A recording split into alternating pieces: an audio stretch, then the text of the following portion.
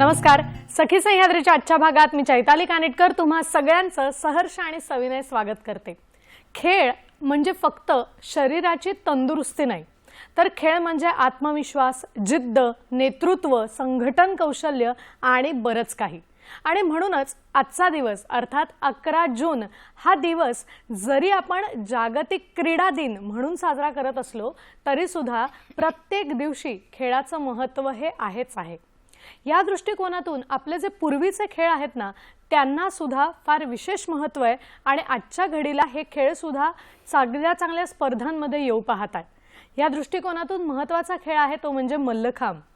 खेळ कुठलाही असू दे, खेळाडू घडताना आणि खेळाडू घडवताना काय प्रकारचे आव्हानं असतात, कशा पद्धतीने तयारी करायला लागते हे प्रत्यक्ष एका मल्लखांब खेळाडूकडूनच आज आपण जाणून घेणार आहोत.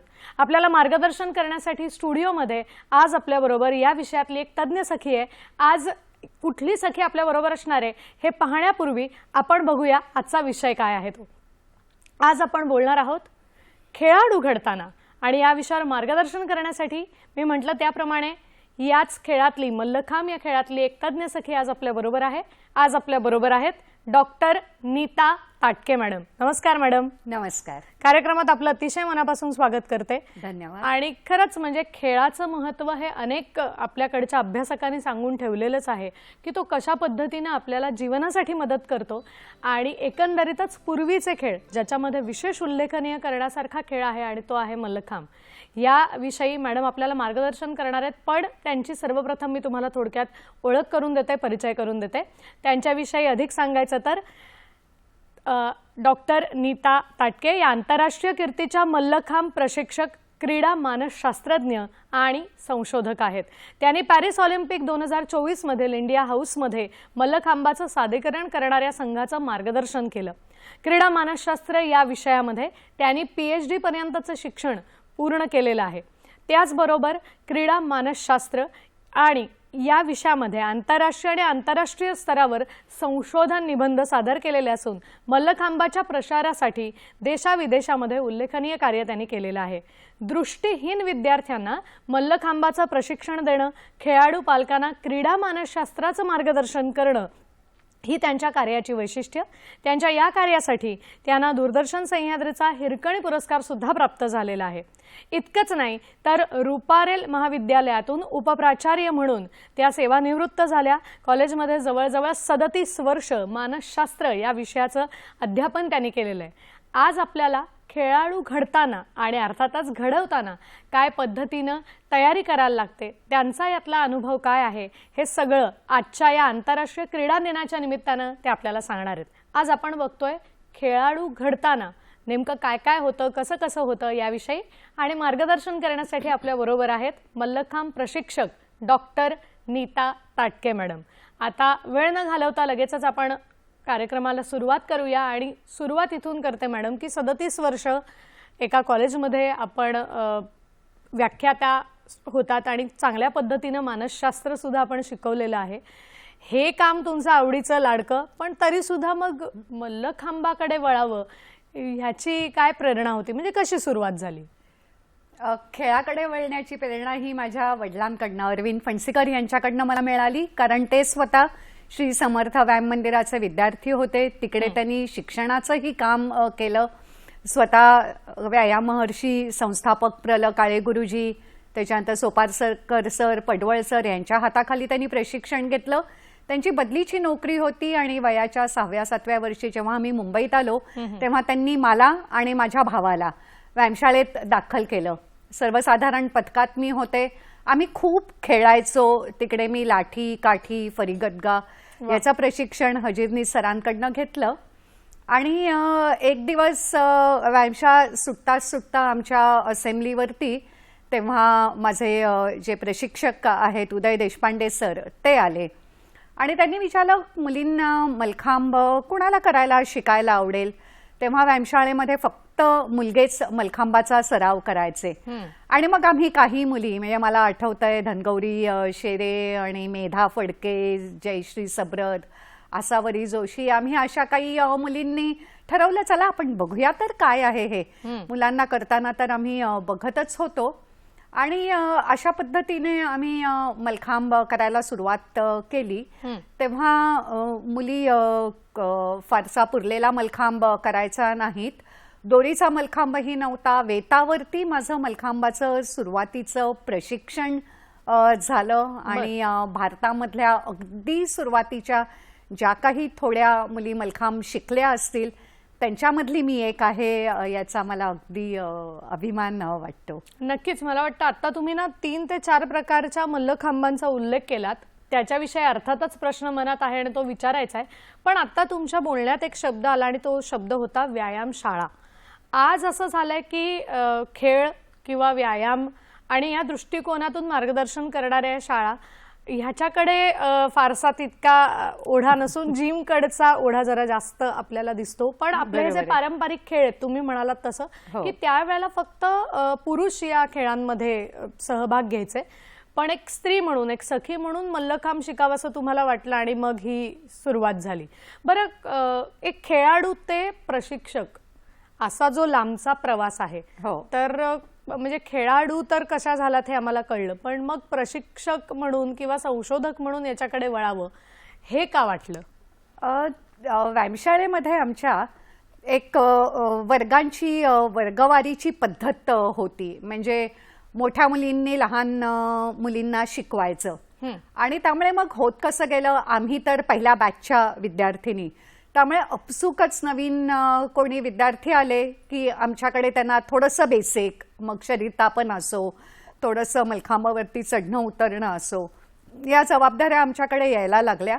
आणि ती पद्धतच आमच्या इथे आहे की साधारण 10वीचं वर्ष पार झालं की मग मुलींकडे एक मुली किंवा मुलांकडे एक छोटासा वर्ग देण्यात येतो. त्यामुळे आपण शिकता शिकता आपण शिकवणं हा प्रवास माझा तर अगदी सुरुवातीपासूनच चालू राहिला. खेळातल्या स्पर्धात्मक खेळातनं निवृत्ती घेतल्यानंतर तर पूर्णवेळ प्रशिक्षकाच्या भूमिकेत मी शिरले. या सगळ्यामध्ये माझं कॉलेजमध्ये मी शिकवत होते, शैक्षणिक पार्श्वभूमी होती. बरोबर. आणि या शैक्षणिक वातावरणामध्ये कॉलेजमध्ये तुम्ही थोडंसं पुढे संशोधन केलं पाहिजे. संशोधनाला एक वाव होता. त्याच्यासाठी मुंबई विद्यापीठाकडनं संशोधनासाठी चांगलं ग्रांट मिळत होती. आणि व्यायामशाळेत असताना असं जाणवत होतं की मलखांब करणाऱ्या विद्यार्थ्यांमध्ये एक चांगला फरक दिसून येतोय. आणि मी फक्त मलखांबामध्येच म्हणणार नाही तर एकूणच खेळायला येणाऱ्या मुलांमध्ये. म्हणजे पालकही आम्हाला सांगायचे की आता चांगला खातो पितोय, उंची वाढताना दिसायची. पण ह्या शारीरिक फायद्यांपेक्षाही जे मानसिक फायदे दिसायचे ना ते खूप महत्वाचे होते. म्हणजे खूप चंचल मुलं ही शांत झालेली दिसायची, लाजाळू मुलं ही जरा जास्त आता धीट झालेली आहेत, थोडंसं नेतृत्व गुण जाणवून यायचंय. साधारण 90च्या दशकामध्ये आमच्या इथे परदेशी लोकांचं प्रशिक्षण घ्यायला येण्याचं प्रमाण खूप वाढलं. आणि ही परदेशी लोक जेव्हा यायची ना तेव्हा मलखांब तर आवडीने करायचीच, पण हा प्रश्न ते नेहमी विचारायचे, काय फायदा आहे तुम्ही हे करताय त्याचा. आणि मग आम्ही जे आम्ही अनुभवलं होतं त्याच्याबद्दल आम्ही सांगायचो की मलखांबानी अमकं होतं, मलखांबानी तसं होतं. मग आता मला याच्याच कडे यायचं आहे की आता तुम्ही म्हणालात की परदेशी येणारे जे खेळाडू होते शिकण्यासाठी म्हणून मल्लखांब ह्यांची संख्या जास्त होती. एवढं आपल्या मल्लखांबात नेमकं काय आहे, काय आहेत मल्लखांबाची वैशिष्ट्य, काय होणारे फायदे आहेत, काय त्याचे प्रकार आहेत, मला वाटतं आपण याच्याकडे येऊया. कारण तुम्ही बोलताना मगाशी उल्लेख केला होता वेगवेगळ्या मल्लखांबांचा, तर काय काय सांगाल? मी खूप सांगू शकेन. या परदेशी लोकांना ना फायदे काय आहेत ह्याचं एक डॉक्युमेंटेशन लागतं. ती माझी संशोधनाची प्रेरणा तर राहिलीच. पण मला मलखांबाची वैशिष्ट्य सांगताना प्रामुख्याने मलखांब आणि इतर खेळांची तुलना करायला नक्की आवडेल. इतर आपले हे सारे जे आपण खेळ बघतो ते जमिनीवरती खेळले जाणारे खेळ आहेत. मलखांबासाठी म्हटलं जर पुरलेला मलखांब असेल तर वर चढून 8 फूट वरती तुम्हाला पहिली चुडी शिकवली जाते, ते मलखांबावरती चढून बसायचंय. किंवा दोरीच्या मलखांबावरती साधी सुती 5 मीटर लांबीची दोरी वर चढायचंय. म्हणजे गुरुत्वाकर्षणाच्या विरोधात शरीर आपलं वरती उचलायचं त्याच्यासाठी लागणारी ताकद, त्याच्यासाठी लागणारा समन्वय बरोबर. हा एक खूप महत्वाचा मुद्दा ठरतो. त्याबरोबरच भीतीवरती मातही करायला लागते. म्हणजे केवळ शारीरिक कौशल्य तुमच्याकडे आहे असं नाही, तर एक तुमची मनाची तयारी, वर चढण्याची, भीतीवरती मात करण्याची. आणि त्याच्याबरोबरच मलखांब करताना सुरुवातीला तरी वेदना, कारण मलखांब हा मांडीत ग्रिप पकडायला लागते किंवा 2 पायांमध्ये दोरी, आपण अशी बोटांच्या पकडीमध्ये दोरी पकडून वर चढतो, बर. तेव्हा सुरुवातीला तरी दुखतं. त्यामुळे खेळ सोप्पा नाहीये. मलखांब हा दोन्ही बाजूनी करण्याचा प्रकार आहे. म्हणजे जसं आपण क्रिकेटमध्ये बघतो की बॉलिंग एकाच हाताने केली जाते, बॅटिंग एकाच बाजूने केली जाते, तोच प्रकार टेनिस किंवा फुटबॉल. पण मलखांबामधल्या ज्या उड्या आहेत त्या ज्या उड्या उजव्या बाजूनी तुम्ही करता त्याच डाव्या बाजूनेही करता. It's a bilateral game. त्यामुळे मेंदूच्या दोन्ही भागांना उत्तम असा व्यायाम होतो. आणि मलखांब हा खेळ असा आहे की ज्याच्यामध्ये फक्त एंड रिझल्ट महत्वाचा नाहीये. मग क्रिकेटमध्ये मी एक जोरात जर बॉल तटावला आणि माझा बॉल जर सीमेपलीकडे गेला तर मला चौकार मिळतो. पण हे करताना त्या फलंदाजाची शरीराची स्थिती कशी होती, चेहऱ्यावरती हास्य होतं का, पायाची बोटं नीट जुळलेली होती का, हे काहीच बघितलं जात नाही. आणि ते बहुसंख्य खेळांमध्ये तसंच आहे. मलखांब करताना मात्र तसं नाहीये. मलखांब करताना तुम्ही कुठलीही उडी करताना ती उडी काय केली आहे ह्याच्यापेक्षाही ती सादर चांगल्या पद्धतीने केली गेलेली आहे की नाही हे अतिशय महत्वाचं ठरतं. आणि त्यामुळे मग प्रत्येक हालचाल ही चांगली, उत्तम, एक ग्रेसफुल, नयन मनोहर, आणि मग त्याच्यामध्ये येणारं काठिण्य, संतुलन, लवचिकता, त्यामुळे शरीराची संपूर्ण संतुलित वाढ ही या मलखांबामधनं होते. मलखांब म्हणूनच एक परफॉर्मिंग आर्ट म्हणून देखील म्हटला जातो. बरोबर. एक तो तंदुरुस्तीचा तर व्यायाम म्हणून आता खूप प्रसिद्ध व्हायला लागलाय. आणि मलखांब हा एक स्पर्धात्मक खेळ तर पहिल्यापासूनच मानला गेलेला आहे. नक्कीच. आणि मग हे शारीरिक फायदे जेव्हा जाणवतात तेव्हा हे सगळं करायला तुम्हाला तुमच्या मनाची तयारी, मनाची कणखरता, मनाची एकाग्रता, आणि I think it's a simultaneous process. तुम्ही जसं करत जाता तसं याच्यामध्ये सुधारणा होत जाते. मलखांबाला मदर डिसिप्लिन खेळ म्हणूनच म्हटला जातो, कारण मलखांबामध्ये ज्या कुवती वाढतात त्या कुवती तुम्हाला कुठलाही खेळ उत्तम खेळण्यासाठी उपयोगी पडतात. बरोबर. मला वाटतं आता तुम्ही बोलताना उल्लेख केलात की फक्त शारीरिक कौशल्य नाही, एक मनाची खंबीरता सुद्धा तिथे लागते. तर एकंदरीतच आपली जीवनशैली बघता किंवा आता नवीन पिढी आपण बघतोय, तर यांच्यासाठी म्हणून मल्लखांबाची किती गरज आहे असं तुम्हाला वाटतं? कारण तुम्ही मानसशास्त्र शिकलेले आहात, अनेक वर्ष शिकवलेलं आहे, क्रीडा मानसशास्त्राचाही अभ्यास केलाय. तर या दृष्टिकोनातून आजच्या पिढीसाठी या खेळाचं किंवा एकंदरीतच सगळ्याच खेळांचं काय महत्त्व जाणवतं? खूप महत्त्व मी सांगू शकीन. जेव्हा मलखांबामध्ये मी माझं संशोधन केलं, ज्याच्यामधनं मला PhD मिळाली, त्याच्यामध्ये अगदी जर थोडक्यात सांगायचं झालं तर मलखांब करणाऱ्या खेळाडूंमध्ये सकारात्मक दृष्टिकोन खूप जास्त प्रमाणात दिसून आला. एक समस्या सोडवण्याची जी प्रक्रिया असते त्या प्रक्रियेकडे हे विद्यार्थी चांगल्या प्रकारे करू शकतात असं दिसून आम्हाला आलं. विद्यार्थी दिसतायत स्क्रीनवर काही. आणि तुम्हाला एक इमोशनल कंट्रोल जो असतो, भावनिक संतुलन, आताच्या मानसशास्त्राच्या सगळ्या संशोधनामध्ये ही सकारात्मकता, मानसिक संतुलन, भावनात्मक संतुलन हे अतिशय महत्वाचं मानलं गेलंय.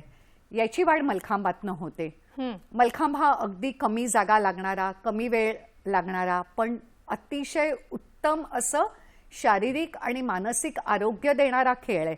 त्यामुळे आजच्या या पिढीनी या आपल्या पारंपरिक भारतीय व्यायाम प्रकाराकडे नक्की वळावं हे तर मी सांगीनच. पण अर्थात तुम्हाला जर मलखांब शिकायचं असेल तर तुम्हाला तशी उपलब्धता पाहिजे, तसा प्रशिक्षक पाहिजे. त्यामुळे फक्त मलखांबाकडेच वळा हे सांगताना मी मलखांब नाही जमला तर कुठलाही खेळ खेळा, कारण सगळ्याच खेळांमध्ये हे असे फायदे थोड्याफार फरकाने नक्की मिळतात. आणि आजच्या पिढीला जिथे नैराश्याचं प्रमाण खूप जास्त आहे, जिकडे स्क्रीन टाइम, मी खेळतो कुठे काय, मोबाईलवरती हो, त्यामुळे प्रत्यक्ष मैदानावरती यावं, प्रत्यक्ष मैदानावरती खेळावं, ज्याच्यामधनं तुम्हाला तुमच्या आरोग्याची गुरुकिल्ली सापडेल. यासाठी या पिढीने मैदानाकडे वळणं अतिशय गरजेचं आहे. नक्कीच मला वाटतं मैदान हे गरजेचं आहेच आणि हा विषयही तितकाच महत्त्वाचा आहे. त्या विषयाकडे पुढे जाताना एक फोन येतोय, तो घेऊन आपण लगेच पुढे जाऊया. आपल्याला रुपेश गुजराती सिन्नरहून प्रश्न विचारतायत. नमस्कार. हॅलो हॅलो हॅलो नमस्कार. बोला. मॅडम, माझा असा प्रश्न आहे. आवाज येतोय? हो येतोय येतोय आवाज येतोय. येतोय? हम्म. हा, माझा असा प्रश्न आहे की मल्लखांब, कबड्डी हे जे गेम्स हे ग्रामीण भागात आहे, पण शहरात याचा अजून तेवढा प्रचार आणि प्रसार झालेला नाही. आणि मुलांमध्ये करिअर आडवे येते की अगोदर घरच्यांकडून सांगितले जाते की तो अभ्यासाचं करिअर कर, मग खेळाकडे लक्ष दे. मग त्यांचं कन्फ्युजन होते. ज्याप्रमाणे मॅडम म्हटल्या की मानसिक स्थिती सुद्धा खेळासाठी आवश्यक असते. तर ती मेंटॅलिटी ध्यानात घेऊन त्यांनी एका गोष्टीवर फोकस करावे की जेणेकरून त्यांना करिअर आणि अभ्यास यातून वेगळा वेळ काढून त्याचं योग्य मार्गदर्शन देऊ शकाल असे. नक्कीच मला वाटतं तुमचा जो प्रश्न आहे ना त्यालाच मी अजून एक जोडून विचारू इच्छिते की बरेच वेळेला ते म्हणले तसं की कबड्डी किंवा मल्लखांब हे काही काही ठिकाणी आपल्याला दिसतं, पण सगळीकडे अजून त्याचं प्रशिक्षण तितकं पोहोचलेलं नाहीये, प्रचार प्रसार झालेला नाहीये. दुसरं त्यांनी म्हटलं की पालक हे बरेचदा अभ्यासाच्या दृष्टिकोनातूनच जास्त लक्ष देताना दिसतात की आधी अभ्यास मग खेळ. किंबहुना मी असंही म्हणेन त्यांना जोडून की बरेच वेळेला ना सुरुवातीला म्हणजे साधारण 3री-4थी पासून 9वीच्या टप्प्यापर्यंत येईपर्यंत खेळ सुरेख सुरू असतो, पण कुठेतरी 10वी आलं किंवा 12वी आलं की हा खेळ अचानक बंद केला जातो. तर एकंदरीतच हा जो संभ्रम आहे पालकांचा मुळात तो तुम्ही कसा दूर कराल? खेळ ही तरुण वयात खेळण्याची गोष्ट, सुरू करण्याची गोष्ट नक्कीच नाही, हे मी सांगू इच्छिते. दिवसातले 24 तास असतात, त्यातले 23 तास तुमचे, 1 तास खेळाचा. हा पॉलिसी डिसिजन मुलांनी आणि पालकांनी करायला पाहिजे. आपल्या इकडे दुर्दैवाने ना खरंच अभ्यासाचा इतका बाऊ केला जातो. म्हणजे मला आमचे चांगले चांगले खेळाडू आठवत आहेत 10वीत गेल्यानंतर, नाही पण आता क्लासच्या सरांनी सांगितलं इतके दिवस खेळलीस, आता जरा 10वीच्या वर्षात बास कर खेळ. खरंच हे करण्याची आवश्यकता नाहीये. शेवटी तुमच्या मेंदूला एक विश्रांती, मेंदूला चांगला रक्त पुरवठा, ऑक्सिजन पुरवठा जर तुम्हाला करायचा असेल ना तर तुम्हाला खेळाच्या मैदानावरती येणं भागच आहे. आणि मला तर इतके आता गेली 50 वर्ष मी व्यायामशाळेत आहे. आम्ही 10वी 12वी म्हणजे अगदी माझं ग्रॅज्युएशन, पोस्ट ग्रॅज्युएशन, PhD, नोकरी ह्या सगळ्या प्रवासात सुदैवाने मी दादरमध्येच माझे माहेर होतं, दादरमध्येच माझं सासर होतं, त्यामुळे माझी व्यायामशाळा चालू राहिली.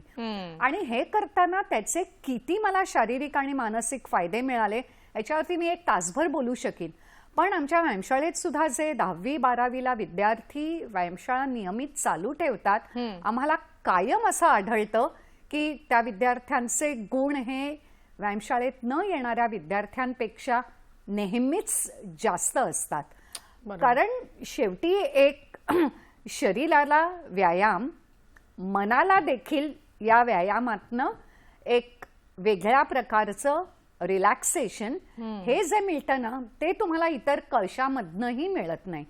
आणि पालकांनी, मी तर काही काही वेळेला जेव्हा मी पालकांशी बोलते तेव्हा हा मी प्रश्न नेहमी विचारते, मुलांनी अभ्यास केला नाही, आज तुला आता TV बघायला मिळणार नाही, तुला बाहेर जायला मिळणार नाही, असं तुमच्यापैकी किती पालक सांगता? आणि जवळजवळ सगळ्या पालकांचा हात वर येतो.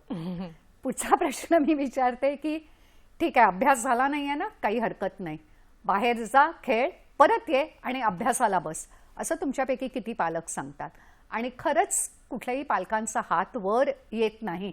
त्यामुळे मी काही वेळेला पालकांना मी हे पण सांगायचा प्रयत्न करते, अहो जाऊ देत, 1 तास अर्धा तास मुलांनी खेळात घालवला आणि मग तो अभ्यासाला येऊन बसला, कुठेही मुलांचं नुकसान होत नाही, फरक पडत नाही. मला वाटतं तुम्ही बोलत असताना आम्ही काही फोटोही बघितले की ज्याच्यावर दोरीचा मल्लखांब आम्हाला दिसला. आणि हेच तर खरं खेळाडू घडताना काय काय होतं हेच जाणून घ्यायचंय. पण वेळ झाली एका छोट्याशा विश्रांतीची, तेव्हा तुम्ही कुठेही जाऊ नका, आम्ही लगेचच परत येतोय.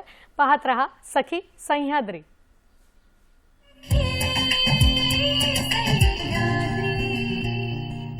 विश्रांतीनंतर पुन्हा एकदा तुम्हा सगळ्यांचं स्वागत करते। आजचा सखी सह्याद्रीचा विषय आहे खेळाडू घडताना आणि या विषयावर मार्गदर्शन करण्यासाठी आपल्या बरोबर आहेत डॉक्टर नीता ताटके मॅडम। आपण मॅडम पुढे चर्चा नेणार आहोत, पण आपल्याला एक फोन येतोय, तो घेऊन पुढे जाऊया। मंगल आपटे पुण्याहून प्रश्न विचारतात। नमस्कार। हो, बोला। नमस्कार। नमस्कार। आजचा विषय खूप छान आहे। फक्त मला असं विचारायचं आहे, मुलांनी व्यायामापेक्षा मलखांब शिकलं तर खूप चांगलं, पण त्यांचा आहार विहार कसा असावा आणि श्रावणात किंवा गणपतीच्या जो तो मलखांब जर लोकांना बघायला मिळतं तर त्यातून अजून खूप आनंद होईल। तर आपण या बाबतीत काय मार्गदर्शन करू शकाल? नक्कीच। मला वाटतं त्यांचा प्रश्न खरंच छान आहे की बरेच वेळेला ना मल्लखांबाचं सादरीकरण पोहोचत नाही। कदाचित त्या सादरीकरणातून सुद्धा अनेक विद्यार्थी प्रोत्साहित होऊन ते शिकायला येऊ शकतात। तर काय म्हणाल? अगदी खरं आहे। म्हणजे ना मलखांबातले आम्ही सगळे हे मार्केटिंगमध्ये अतिशय असं म्हणून मागासलेले आहोत। मलखांब वयाच्या 5व्या वर्षापासून अगदी कोणीही करावा। मलखांबाचा हा एक खूप मोठं वैशिष्ट्य आहे की वयाच्या 5व्या वर्षापासून अगदी 90 पर्यंत मलखांब कोणालाही करता येतो। आमच्या व्यायामशाळेमध्ये 82व्या वर्षी शांतीलाल संघवीजी मलखांब शिकायला आले होते। एक गुजराती माणूस, कुठलीही खेळाची पार्श्वभूमी नाही, पण मी कुठेतरी बघितलं आणि मला आवडलं म्हणून शिकायला आले। चांगला मलखांब त्यांच्या वयानुसार शिकले। 1900 आम्ही जेव्हा मलखांबाची आंतरराष्ट्रीय 2019 मध्ये पहिली विश्वचषक मलखांब समर्थच्या मैदानावर घेतली, तेव्हा 89व्या वर्षी त्यांनी मलखांबाचं प्रात्यक्षिकही दाखवलं। त्यामुळे फक्त तुमच्या मुलांनीच नाही तर तुम्ही देखील मलखांब करायला हरकत नाही असं मी पालकांना सांगेन। आहार विहार आपला भारतीय आहार म्हणजे अगदी पोळी भाजी, भात, कोशिंबीर, उसळी, डाळी या सगळ्याचा आहारामध्ये समावेश जर असेल तर त्यांनी तेवढंही भागतं।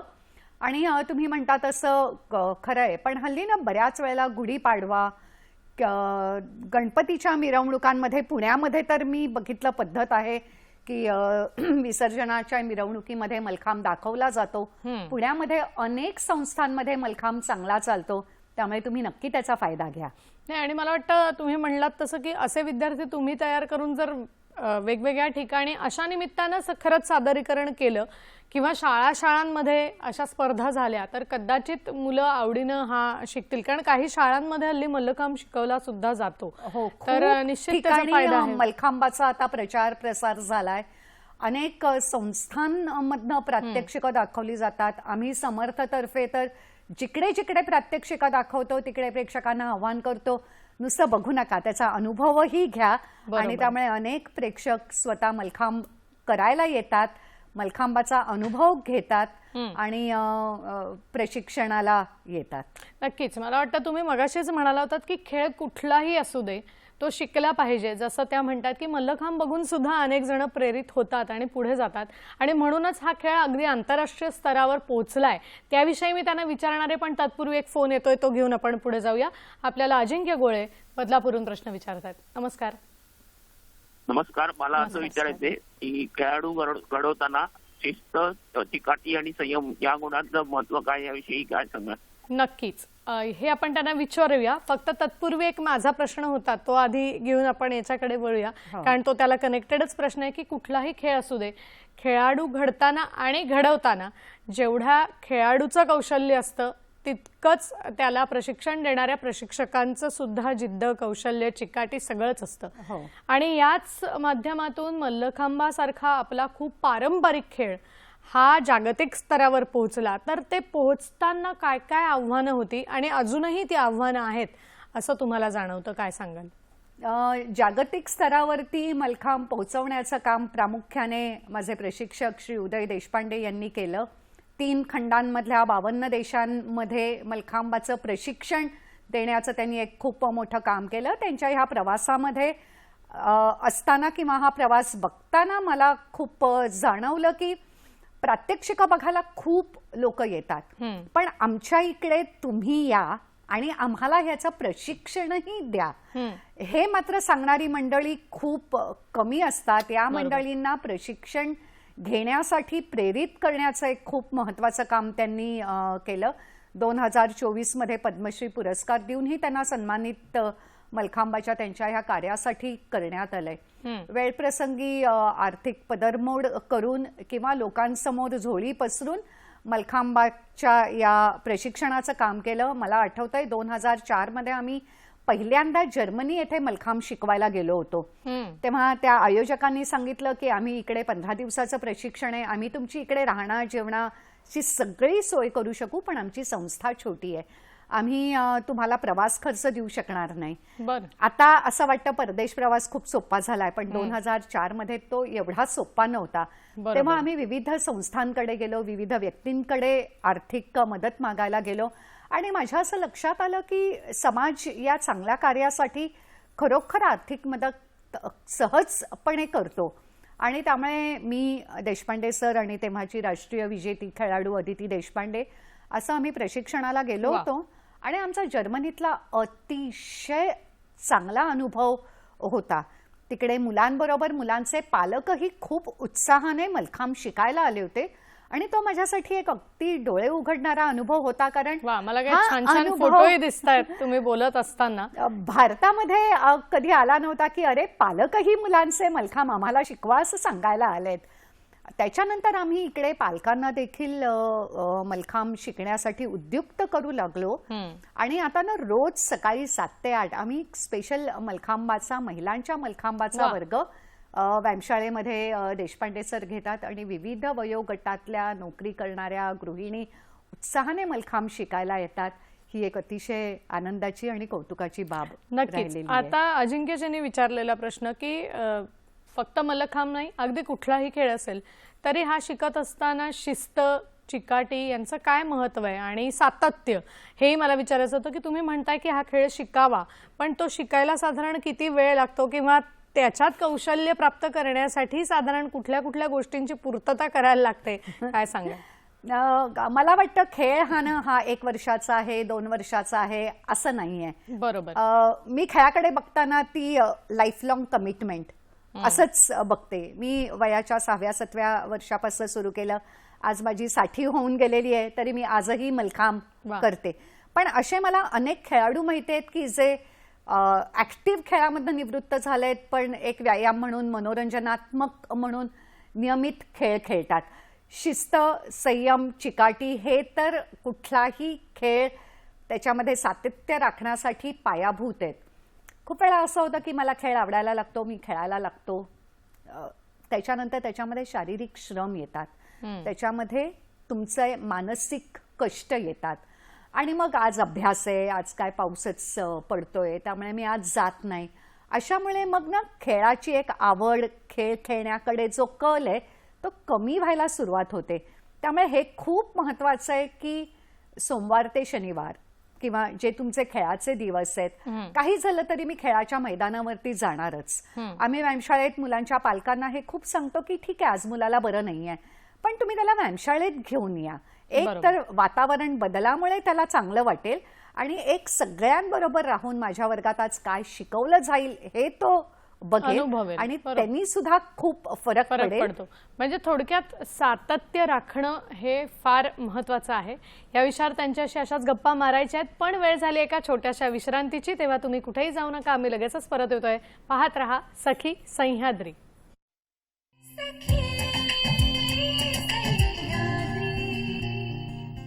विश्रांतीनंतर पुन्हा एकदा तुम्हा सगळ्यांचं स्वागत करते. खेळाडू घडताना हा आपला सखी सह्याद्रीचा आजचा विषय आहे जागतिक क्रीडा दिनानिमित्त.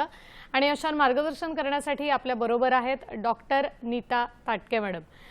मॅडम, तुम्ही मगाशी म्हणत होतात की चिकाटी, सातत्य आणि याच्याचमुळे कुठेतरी वेगवेगळ्या ठिकाणी जाऊन मल्लखांब शिकवण्याचं सुद्धा काम तुम्ही केलेलं आहे. तर आता मी येणार आहे पॅरिस 2024च्या ऑलिम्पिकच्या अनुभवाकडे, काय सांगाल?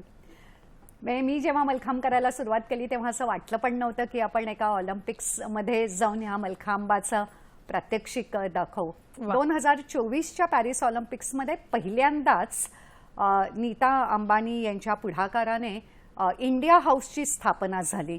आता या इंडिया हाऊसमध्ये विविध भारतीय कलांचं प्रदर्शन होतं, त्याच्यामध्ये आवर्जून मलखांबाचा समावेश केला गेला आणि आमच्या 8 जणांच्या संघाचे प्रमुख उदय देशपांडे सर होते, मी मार्गदर्शिका होते, आमच्याबरोबर 4 अंध विद्यार्थी आणि 2 डोळस विद्यार्थी असा संघ होता. आणि पॅरिस ऑलिम्पिक्सच्या संपूर्ण कालावधीमध्ये आम्ही इंडिया हाऊसमध्ये रोज किमान 1 किंवा 2 मलखांबाचं सादरीकरण करायचो. आणि मग आपले भारतीय ऑलिम्पियन्स यांच्याबरोबरच देशाविदेशातले पत्रकार, प्रेक्षक, खेळाडू हे ते प्रात्यक्षिक बघायला यायचे. आणि एक अतिशय प्रेरणादायी असा तो अनुभव होता. 2036 मध्ये भारतामध्ये ऑलिम्पिक्स येण्यासाठी भारत एक प्रबळ दावेदार आहे आणि आम्हा सर्व मलखांबपटूंची इच्छा आहे की मलखांब या खेळाचा या ऑलिम्पिक्समध्ये समावेश व्हावा. नक्कीच, मला वाटतं ही इच्छा तुमची लवकरात लवकर पूर्ण हो, कारण खरंच भारताचा हा अतिशय जुना पारंपरिक खेळ आहे आणि आता वेगवेगळ्या वैशिष्ट्यांनी पूर्ण आहे. आता आपण वेगवेगळे फोटो बघितलेलेच आहेत आणि आत्ताच अगदी काही मिनिटापूर्वी मॅडमने उल्लेख केला की अंध विद्यार्थ्यांना सुद्धा आपण मल्लखांब शिकवलेलं आहे. कारण खेळ असा आहे की खरंच कोणालाच त्याची मर्यादा नाही, कोणीही कुठल्याही वयोगटात तो शिकावा, तुम्ही म्हणालात तसं. आणि याची सुरुवात अगदी 5व्या वर्षापासूनही करता येऊ शकते. तर अंध विद्यार्थ्यांना मल्लखांब शिकवण्याचा आपला अनुभव कसा आहे? एक अतिशय प्रेरणादायी अनुभव आहे. मी देशपांडे सरांबरोबर Kamala Mehta school for the blind मुलींच्या अंधशाळेमध्ये या मुलींना मलखांब शिकवायला सुरुवात केली. ती अगदी 1992 साली. आणि त्याच्यानंतर आतापर्यंत या अंध मुलींना शिकवताना, डोळस मुलांना शिकवताना काय होतं, अरे हे बघ मी करून दाखवते किंवा ह्यांनी केलेलं बघ असं करून शिकवता येतं. अंध विद्यार्थ्यांना शिकवताना तुम्हाला प्रत्येक कृतीचं हे तपशीलवार वर्णन करायला लागतं. बरोबर. आणि मला असं खूप जाणवलं की मी एक चांगलं शिकवू शकले ह्याच्यामध्ये या अंध विद्यार्थ्यांना शिकवण्याचा मोठा अनुभव आहे. अंध विद्यार्थ्यांना शिकवताना दुसरा एक आलेला अनुभव म्हणजे या विद्यार्थ्यांमध्ये पडत जाणारा फरक. पण हा फरक काय आहे हे आपण समजून घेऊया. पण तत्पूर्वी एक फोन येतोय, तो घेऊन आपण लगेच पुढे जाऊ. सुरेश गुर्जर आपल्याला यवतमाळहून प्रश्न विचारतात. नमस्कार. हॅलो हॅलो हॅलो, सुरेश गुजर यवतमाळहून बोलतोय. बोला, प्रश्न विचारा. माझा असा प्रश्न होता, काय मलखांब हा कठीणचा खेळ आहे, खूप कठीण खेळ आहे हा. तर ते मग जे प्रशिक्षण शिकवतात ते कशा प्रकारे काळजी घेतात ते? नक्कीच, आपण मला वाटतं आता याच मुद्द्याकडे आहोत आणि त्यालाच पकडून यांचाही प्रश्न घेऊया की अंध विद्यार्थ्यांनाही आपण हे शिकवलेलं आहे. तर तो अनुभव आपण सांगत होतात की त्यांच्यात होत जाणारा फरक. आणि मग अर्थातच सुरेशजींचा प्रश्न की हा अवघड आहे खेळ, तर एकंदरीतच प्रशिक्षण देताना सुद्धा काय काठिण्य पातळी जाणवते? अंध मुलींमध्ये फरक पडताना जाणवला. पहिला फरक त्यांच्या खाण्यापिण्यामध्ये, दुसरं त्यांच्या एकाग्रतेमध्ये. म्हणजे आमच्याकडे रादर मी म्हणेन ज्या अंध मुली शिकल्या, अगदी मग ती लता उमराणिया असो, हबीबा शेख असो, उर्मिला यादव असो, म्हणजे शालेय जीवनामध्ये पुढे महाविद्यालयीन जीवनामध्ये त्यांनी खूप चांगलं शिक्षण घेतलं, चांगल्या नोकऱ्या करायला लागल्या. माझ्याबरोबर आलेली अंजली टपाल ही बँकेमध्ये नोकरी करते, पॅरिसला आली होती. कोमल पाटील एका NGO मध्ये काम करते. आणि एक अगदी चांगलं उदाहरण द्यायचं म्हणजे प्रांजल पाटील या मुलीचं, जी कमला मेहता अंधशाळेमध्ये अगदी 1ली ते 10वी पर्यंत मलखांब करायची. आमच्याबरोबर खूप ठिकाणी भारतात मलखांबाचं प्रात्यक्षिक दाखवायला आली होती. आज ती भारतातली पहिली अंध IAS ऑफिसर आहे. क्या बात आहे. आणि मलखांबानी तिच्यामध्ये जो आमूलाग्र बदल घडवला त्याच्याबद्दल ती कायम कृतज्ञता व्यक्त करते. त्यामुळे तुमच्या व्यक्तिमत्वामध्ये मलखांबामध्ये फरक पडतोच. आणि तुम्ही म्हणालात तसं अवघड खेळ आहे, पण तो केव्हा? सुरुवातीला. कारण सुरुवातीला मलखांब शिकताना लागतं, दुखतं, वेदना होतात. पण हे सगळं करताना मी मलखांबावरती चढून एक साधी उडी केली, ह्याचा जो आनंद मिळतो ना, तो आनंद अवर्णनीय असतो. म्हणजे लहान मुलं सट सट सट चढून दुखत असलं तरी, भीती वाटत असली तरी मलखांबावरती जाऊन बसतात आणि मग मोठं स्माईल देतात. म्हणजे एक अचीवमेंटचा जो आनंद मिळतो तो ह्या त्रासावरती मात करणारा असतो. आणि एकदा तुम्ही सरावलात, एकदा तुमची ग्रिप तयार झाली की मलखांब हा वेदनादायी खेळ नाहीये. कठीण नक्की असेल पण तो अगदी आनंददायी अनुभव आहे. नक्कीच. आणि मला वाटतं तो घेऊनच समजेल कदाचित, तो वर्णनाने हो. कळणार नाही, तो आपल्याला घ्यायला लागेल, त्याच्यासाठी शिकायला लागेल. आणि मला वाटतं खेळ दिनानिमित्त आपण हेच कुठेतरी अगदी नक्की. सांगतोय. तर आता मी वळणार आहे एक थोड्याशा वेगळ्या संकल्पनेकडे, जी सगळ्याच खेळांच्या बाबतीत लागू पडणारी, आणि ती संकल्पना आहे क्रीडा मानसशास्त्र. त्याला आपण स्पोर्ट्स सायकोलॉजी असं इंग्लिशमध्ये म्हणतो. काय आहे क्रीडा मानसशास्त्र, आणि मानसशास्त्र आणि क्रीडा मानसशास्त्रात काय फरक जाणवतो, कारण आपण दोन्ही विषय हाताळलेले आहेत. मानसशास्त्र ही एक खूप मोठी सर्वव्यापी अशी संकल्पना आहे. त्यातला एक छोटासा भाग म्हणजे क्रीडा मानसशास्त्र.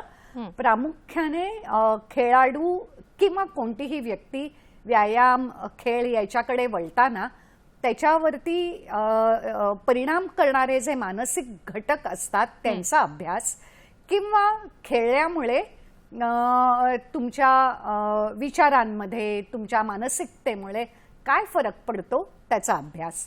आता क्रीडा मानसशास्त्र हे लोकांमध्ये पोचलं हे प्रामुख्याने स्पर्धात्मक खेळामुळे, कारण खेळाडूंची मानसिकता कशी आहे, खेळाडूंच्या मानसिकतेवरती म्हणजे ताणतणाव, त्यांची एकाग्रता याच्यावरती परिणाम करणारे घटक कोणते, आणि कशावरती अभ्यास केला, खेळाडूंनी एक बदल केला तर त्यांची क्रीडा कामगिरी सुधारेल.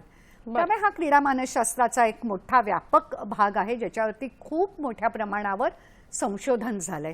पण आता आपण याच्याकडे पुढे जाऊया, पण एक तत्पूर्वी फोन येतोय, तो घेऊन जाऊया. अर्थातच महेश सोनावणे आपल्याला पुण्याहून प्रश्न विचारतात.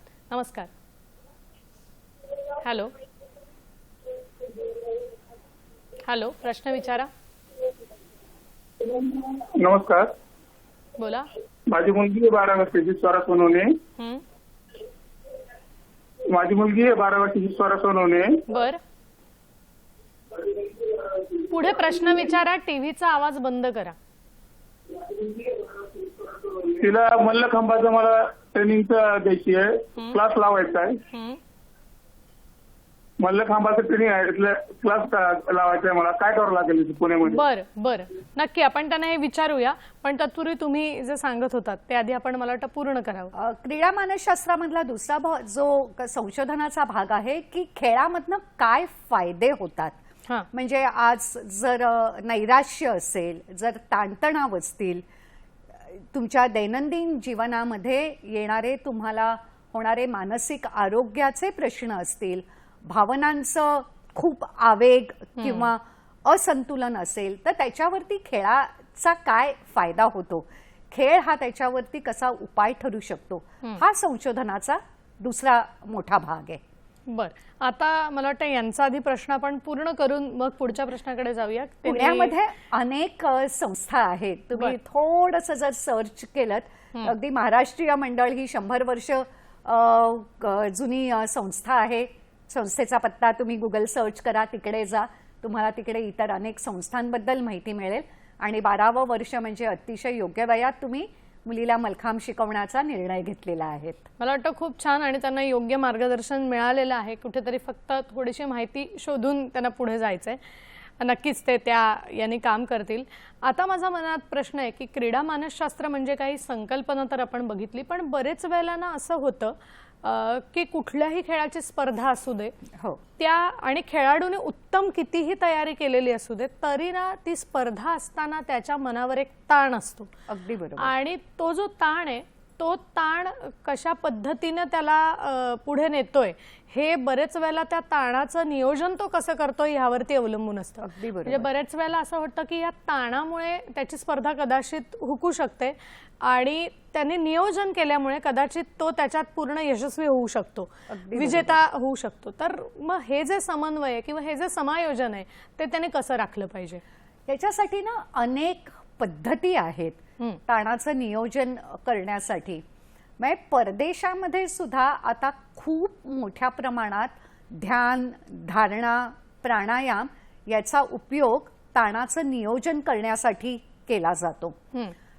एक खूप ज्याला आपण म्हणू कॉमनली युज्ड प्रॅक्टिसेस इमेजरी, पण ते सुद्धा एक घोटून शिकण्याचं तंत्र आहे की स्पर्धा नसताना स्पर्धेचं एक वातावरण तुम्ही पूर्ण इमॅजिन करायचं, तुम्ही त्याच्यामध्ये पूर्ण समरसून जायचं आणि मग आपण चांगला परफॉर्मन्स दाखवतोय, आपण यशस्वी होतोय, आपल्याला शारीरिक होणाऱ्या बदलांवरती आपण एक प्रकारचा ताबा मिळवतोय, एक आपली मानसिक एकाग्रता वाढवतोय.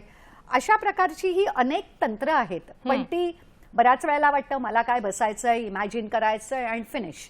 तसं नाहीये. ही अनेक तंत्र ही घोटवावी लागतात, ती योग्य व्यक्तींकडनं शिकावी लागतात. पण तुम्ही म्हणालात ते अगदी बरोबर आहे. ताणांचं नियोजन केलं तर यशस्वीतेकडे जाण्याची शक्यता वाढते. ताण घेऊन खेळलं तर मग पडण्याची, धडपडण्याची, जसं क्रिकेटमध्ये इतका ताण आहे की मी बॉल मारूच शकलो नाही आणि शून्यावरती आउट झालो. बरं, आता ह्यालाच अगदी जोडून प्रश्न आहे की अगदी तुम्ही तणावाचं नियोजन केलं, तुमचं उत्तम सादरीकरण दाखवलं, तरी सुद्धा खेळाडूच्या बाबतीत कदाचित त्याला त्यावेळेला पराभव स्वीकारावा लागतो. आणि मग खेळाडू म्हणून पराभव स्वीकारणं हे त्याच्यासाठी किती महत्वाचं आहे, किंवा ह्याची मानसिक तयारी सुद्धा त्याने कशी करायला हवी? नाही, करायलाच पाहिजे. कारण बघा, काही खेळ असतात त्याच्यामध्ये वेगाशी स्पर्धा असते, काही खेळ अशी असते त्याच्याशी वेळेची स्पर्धा असते, काही खेळांमध्ये प्रतिस्पर्ध्याची स्पर्धा असते. मलखांबासारख्या खेळामध्ये स्वतःचीच स्पर्धा असते. पण तुम्ही कुठलाही खेळ खेळा, त्याच्यामध्ये हार जीत ही होणारच. आणि मला असं ना खूप जाणवतं, लहान मुलं ना खेळतात, जिंकलो काय हरलो काय ते त्याच्यामधनं आनंद घेतात. त्यामुळे खेळामधनं आपण एक आनंद घ्यायला शिकलो की आपण पराभव देखील स्वीकारायला शिकतोच. दुसरं असं आहे की अनेक जण जेव्हा खेळत असतात तेव्हा कोणतरी पुढे जाणारच आहे. बरोबर. त्यामुळे ते प्रत्येक वेळेला पुढे जाणारी व्यक्ती मीच असेन असं नाही. त्यामुळे मी चांगला खेळलो का, मी योग्य प्रकारे खेळलो का, माझ्या खेळामधलं माझं जे विश्लेषण आहे ते मला पराभव स्वीकारायला नक्की मदत करेल. आणि मला असं खूप वेळा वाटतं आपण हारजीत हा शब्द का वापरायचा, आपण शिक्षण हा शब्द वापरायचा. कारण तुम्हाला जिंकणं जे शिकवत नाही ना ते तुम्हाला हरणं शिकवतं. आणि त्यामुळे हरण्याकडे एक प्रशिक्षणाचाच भाग म्हणून बघितला ना तर मला वाटतं नक्कीच फरक पडेल. खूप वेळा ही हारजीतनं एखादा खेळाडू मनाला लावून घेण्यापेक्षाही ना त्याचे पालक, त्याचे प्रशिक्षक, त्याची संस्था, क्रिकेटमध्ये तर बघतो आपण अख्खा समाज, म्हणजे एखादा खेळाडूवरती जहरी टीका, आता तर विथ सोशल मीडिया ट्रोलिंग, त्यामुळे खेळाडूपेक्षा इतरांनाच त्याचा त्रास कदाचित जास्त होत असावा. खेळाडूंनी मात्र हरण्याची, त्याचबरोबर जिंकल्यानंतर पाय जमिनीवरती ठेवण्याची मानसिकता, हे दोन्ही शिकलंच पाहिजे. मला वाटतं. आणि म्हणून खेळाकडे खेळ म्हणूनच पाहिलं पाहिजे. कुठेतरी ती स्पर्धा किंवा हा भाग जर नसेल आणि आपण खेळ म्हणून प्युअरली शिकलो आणि तो अनुभव घेतला तर मला वाटतं जास्त योग्य ठरेल. आणि या बाबतीत ना मॅडम असाही एक प्रश्न आहे मनामध्ये की तुम्ही सुरुवातीला म्हणालात की बरीच वर्षांपूर्वी तुम्ही या खेळाची सुरुवात केली, जवळजवळ 40 ते 50 वर्ष मध्ये लोटली या गोष्टीला, आणि तुम्ही सुरुवात केली त्यावेळेला तितक्या मुलींचा सहभाग मल्लखांब या खेळामध्ये नव्हता. पण आज हे चित्र पालटलेलं दिसतंय का, आणि अजून याच्यामध्ये मुलींनी यावं यासाठी तुम्ही त्यांची मानसिक तयारी कशी करून घ्या? चित्र नक्कीच पालटलेलं आहे. आणि मी जेव्हा मागे वळून बघते ना तेव्हा मला खरंच आश्चर्य वाटतं की समाजाची तेव्हा मुलींनी खूप खेळावं अशी मानसिकता नसताना माझ्या आईवडिलांनी मला खेळासाठी पाठिंबा दिला, कधीही नाही म्हटलं नाही. खेळाची मला गोडी लागली, ह्याच्यामध्ये खेळामधनं मिळणारी जी अचिव्हमेंट होती ती होतीच, पण या खेळांनी मला अख्खं जग बघायला मिळालं. प्रात्यक्षिकांसाठी, स्पर्धेसाठी मी इतक्या ठिकाणी गेले. त्यामुळे मला देखील आता तर मुलींची संख्या खूप वाढलेली आहे, पण मुलींच्या पालकांच्या मनामध्ये एक वातावरण, सुरक्षितता, हे प्रश्न देखील उभे राहायला सुरुवात झाली आहे. मला वाटतं एक सामाजिक सुरक्षिततेचं सिक्युरिटी फिलिंग जर मुलींना आणि पालकांना मिळालं तर त्याच्यामधनं मुली नक्की ह्या खेळामध्ये अजून खूप जास्त प्रमाणात येतील. अभ्यासाचा बाऊ कमी करणं जर पालकांनी केलं आणि मुलींना नाही तू मैदानावरती जायलाच पाहिजे अशी एक मनोभूमिका केली तरी सुद्धा मुली या खेळाकडे नक्की वळतील. नक्कीच. मला वाटतं तुम्ही आत्ताच उल्लेख केलात की तुम्ही वेगवेगळ्या ठिकाणी खेळाच्या निमित्तानं जाताय किंवा फिरताय. तर आज तुम्ही अशाच एका गावामध्ये जाऊन मल्लखांब शिकवताय, तर तिकडचा अनुभव. कुकेरी हे बिलीमोरा म्हणजे सुरतच्या जवळ असलेलं एक छोटंसं गाव आहे, जिकडे शांतबा विद्यालय ही आदिवासी मुलांसाठी रेसिडेन्शियल शाळा आहे. आणि तिकडचे जे प्रमुख आहेत आता विनीत अय्यर आणि त्यांच्या पत्नी प्रीती अय्यर यांनी या शाळेमध्ये मल्लखांब शिकवला गेला पाहिजे असं मनामध्ये घेतलं. त्याच्यासाठी लाख रुपये खर्च करून त्यांनी मल्लखांबाचं साहित्य विकत घेतलं आणि आम्हाला विनंती केली की तुम्ही आमच्या मुलांना येऊन मल्लखांब शिकवा. आता ना उठून इकडे 2 दिवस मल्लखांब शिकवायला जाणं एक वेळ सोपं आहे, पण त्या मल्लखांब तिकडे जे शिकवलं आहे त्याच्यामध्ये सातत्य राहण्यासाठी त्यांनी मात्र खूप मनापासून प्रयत्न केले. आम्ही नसताना तिकडचेच परत मी जे म्हटलं की सिनियर विद्यार्थी स्वतः प्रॅक्टिस करतात, थोडं लहान मुलांचा सराव घेतात आणि गेली वर्षभर या आदिवासी मुलांना शिकवण्याचा इतका सुंदर अनुभव आहे की मी दर महिन्याला किमान एकदा तरी कुकेरीला जात होते. शाळा आता परत सुरू होतील आणि केवळ कुकेरीच नाही पण कुठल्याही ठिकाणी आम्हाला जर असं प्रशिक्षण देण्यासाठी बोलवलं तर आम्ही आवर्जून तिकडे प्रशिक्षण देण्यासाठी जातो.